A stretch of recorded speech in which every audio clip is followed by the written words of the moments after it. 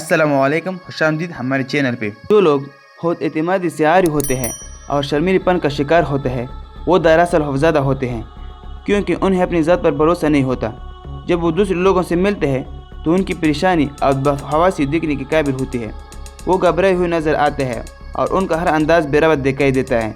ये परेशान हाल लोग दूसरे से मिलना और उन्हें दुरुस्त बनाना चाहते हैं, लेकिन जब ऐसा करने का मौका आता है तो एक अजीब व गरीब नफसियाती उलझन उन पर मुसलत हो जाती है और वो अपने मकसद में नाकाम रहते हैं।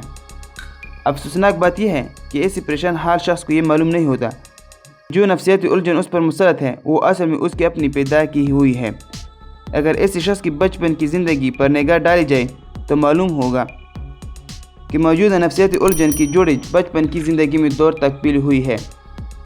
बच्चे की अकल महदूद होती है, उसे ये मालूम नहीं होता कि एक वाक़े को अहमियत देना चाहिए या नहीं। बचपन की ज़िंदगी में मामूली सा नाखुशगवार वाक़या भी बच्चे को बहुत ज़्यादा नाखुशगवार महसूस होता है। बचपन में इंसान की अकल महदूद होती है, इसलिए वो नफसियाती उलझनों को गड्ढे में गिर जाता है और ये उलझन उनकी ज़िंदगी का जड़ बन जाती है। कुछ अरसा पहले तक नफसियात के माहिरीन लोगों को बताया करते थे कि नफसियाती उलझनों पर कोई इरादे के ज़रिए काबू पाया जा सकता है, लेकिन आज ये बात साबित हो चुकी है कि महज क़ुव्वत इरादे के ज़रिए उन उलझनों पर काबू पाना नामुमकिन है। नफसियात के मौजूदा माहिरीन का कहना है कि नफसियाती उलझन से निजात हासिल करने के लिए ज़रूरी है कि पहले उस उलझन तक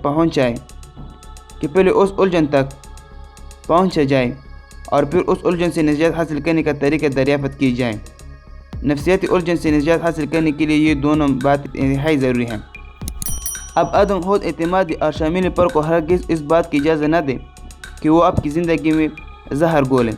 लोगों से मेल मिलाप और दोस्त बनाने के लिए खुद को मजबूर करना ज़रूरी नहीं, बल्कि ज़रूरी ये है कि आप अपनी उलझनों की तज्ज़िये के बाद एक सेहतमंदाना नुक्ता नज़र पैदा करें।